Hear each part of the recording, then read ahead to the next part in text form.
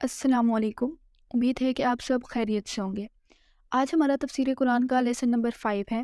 اس سے لاسٹ ہماری ویڈیو میں لیسن نمبر 4 میں ہم لوگوں نے آیت نمبر 20 سے لے کے 24 تک ہم لوگوں نے اس کو ترجمے اور تفسیر سے پڑھا تھا۔ آج آیت نمبر 25 سے شروع کروں گی، تو میں شروع کرتی ہوں۔ اعوذ باللہ من الشیطان الرجیم، بسم اللہ الرحمن الرحیم۔ وبشر الذین آمنوا وعملوا الصالحات ان لهم جنات تجری من تحتها الانہار كلما رزقوا منها من ثمرات رزقا قالوا هذا الذي رزقنا من قبل وأوتوا به متشابها ولهم فيها أزواج مطهرة وهم فيها خالدون۔ ترجمہ: اور ایمان والوں اور نیک عمل کرنے والوں کو ان جنتوں کی خوشخبریاں دو جن کے نیچے نہریں بہہ رہی ہیں۔ جب انہیں وہاں کا کوئی پھل کھانے کو ملے گا تو کہیں گے یہ تو وہی ہے جو ہمیں اس سے پہلے ملا تھا، اور انہیں ہم شکل پھل دیے جائیں گے اور ان کے لیے وہاں پاکیزہ عورتیں ہوں گی اور وہ وہیں ہمیشہ رہیں گے۔ تفسیر: قرآن کریم نے ہر جگہ ایمان کے ساتھ عمل صالح یعنی کہ نیک اعمال کا ذکر فرما کر اس بات کو واضح کر دیا ہے کہ ایمان اور عمل صالح ان دونوں کا چولی دامن کا ساتھ ہے۔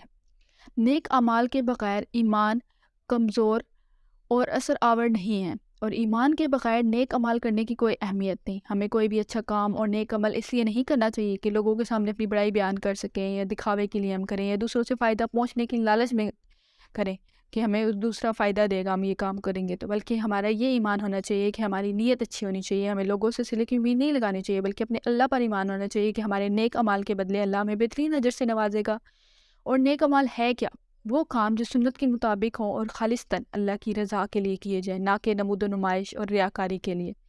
متشابہن کا مطلب یہاں پہ جنت کے تمام میووں کا آپس میں ہم شکل ہونا ہے یا دنیا کے تمام میووں کا آپس میں ہم شکل ہونا ہے۔ تاہم یہ مشابہت صرف شکل یا نام کی حد تک ہوگی، ورنہ جنت کے میووں کے ذائقے اور مزے کی تو بات ہی اور ہوگی، اور دنیا کے میووں سے اس کی کوئی نسبت نہیں ہوگی۔ جنت کی نعمتوں کی بابت ایک حدیث میں ہے کہ نہ کسی کی آنکھ نے انہیں دیکھا، نہ کسی کی کان نے ان کی بابت سنا، اور دیکھنا سننا تو کجا کسی انسان کے دل میں ان کا گمان بھی نہیں گزرا۔ پاکیزہ عورتوں سے مراد کے حیض اور نفاس اور دیگر علائشوں سے پاک ہوں گی۔ خلود کے معنی ہمیشگی کے ہیں۔ اہل جنت ہمیشہ ہمیشہ کے لیے جنت میں رہیں گے اور خوش رہیں گے، اور اہل دوزخ ہمیشہ ہمیشہ کے لیے جہنم میں رہیں گے اور عذاب میں مبتلا رہیں گے۔ حدیث میں ہے جنت اور جہنم میں جانے کے بعد ایک فرشتہ اعلان کرے گا، اے جہنمیوں اب موت نہیں ہے، اور اے جنتیوں اب موت نہیں ہے۔ جو فریق جس حالت میں ہے اسی حالت میں ہمیشہ رہے گا۔ آیت نمبر 26۔ ان اللہ لا یستحیی ان یضرب مثلا ما بعوضۃ فما فوقها فاما الذین آمنوا فیعلمون انہ الحق من ربهم واما الذین کفروا فیقولون ماذا اراد اللہ بہذا مثلا یضل به کثیرا ویہدی به کثیرا وما یضل به الا الفاسقین۔ ترجمہ: یقیناً اللہ تعالیٰ کسی مثال کے بیان کرنے سے نہیں شرماتا، خواہ مچھر کی ہو یا اس سے بھی ہلکی چیز کی۔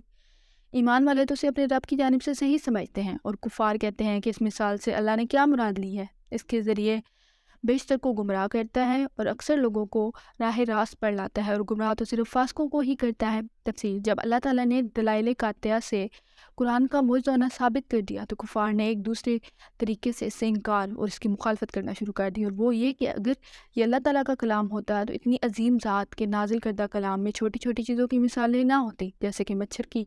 اللہ تعالیٰ نے اس کے جواب میں فرمایا کہ میں مچھر تو کیا، اس سے حقیر چیز کی مثال دینے سے بھی نہیں شرماتا۔ اللہ تعالیٰ کی بیان کردہ مثالوں سے اہل ایمان کے ایمان میں اضافہ ہوتا ہے اور اہل کفر کے کفر میں اضافہ ہوتا ہے، اور یہ سب اللہ کے قانون اور قدرت کے تحت ہی ہوتا ہے۔ جیسے قرآن مجید میں ہے، جس طرف کوئی پھرتا ہے ہم اسی طرف اس کو پھیر دیتے ہیں۔ آیت نمبر 27۔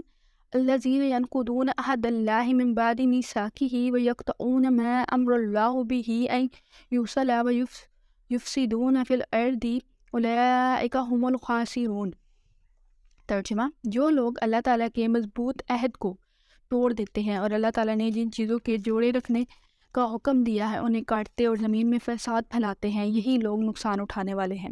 تفسیر: مراد رشتہ داروں کے وہ حقوق پامال کرنا ہے جنہیں صلح رحمی کہا جاتا ہے۔ یہاں اللہ تعالیٰ نے ان کافروں کی 3 صفات بیان کی ہیں۔ ایک یہ کہ وہ اللہ سے کیا ہوا عہد یعنی وعدہ توڑتے ہیں، دوسرا یہ کہ وہ رشتہ داروں کے حقوق پامال کرتے ہیں، اور تیسرا یہ کہ زمین میں فساد پھیلاتے ہیں۔ ان میں سے پہلی چیز اللہ کے حقوق سے متعلق ہے، یعنی وہ اللہ تعالیٰ کے بارے میں وہ عقیدہ نہیں رکھتے جو انہیں رکھنا چاہیے، اور نہ ہی اللہ کی وہ عبادت کرتے ہیں جو ان پر فرض ہے۔ دوسری اور تیسری چیز کا تعلق حقوق العباد سے ہے۔ اللہ نے مختلف رشتوں کے جو حقوق مقرر فرمائے ہیں ان کی ٹھیک ادائیگی سے ہی ایک پاکیزہ معاشرہ وجود میں آتا ہے۔ اگر ان رشتوں کو کاٹ کر باپ بیٹے، بھائی، شوہر اور بیوی ایک دوسرے کے حقوق پامال کرنا شروع کر دے تو وہ خاندانی نظام تباہ ہو جاتا ہے، جس پر ایک صحت مند تمدن کی بنیاد قائم ہوتی ہے۔ لہٰذا اس کا لازمی نتیجہ زمین میں فساد کی صورت میں نکلتا ہے۔ آیت نمبر 28، کیف تکفرون باللہ وکنتم امواتا فاحیاکم ثم یمیتکم ثم یحییکم ثم الیہ ترجعون۔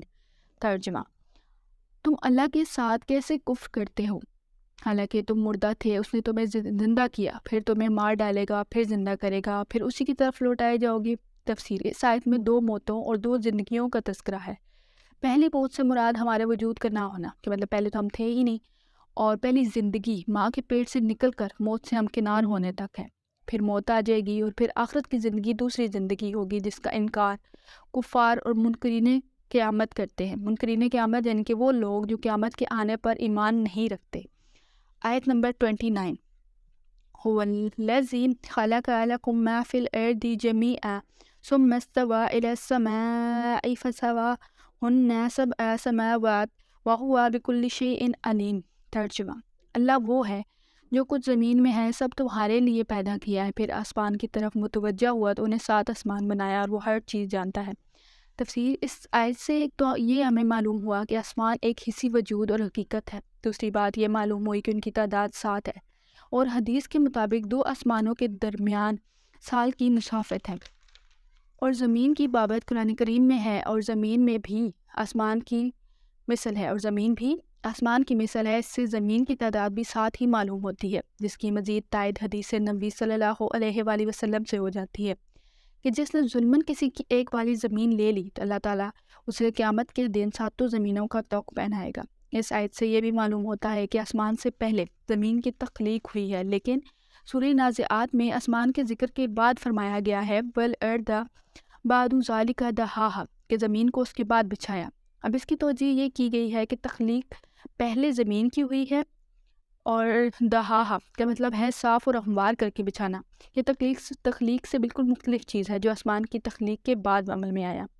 آج کے لیے اتنا ہی بہت۔ آج بھی ہم لوگوں نے 5 آیات ہی کور کی ہیں، آیت نمبر 25 سے لے کے آیت نمبر 29 تک۔ دعاؤں میں یاد رکھیے گا۔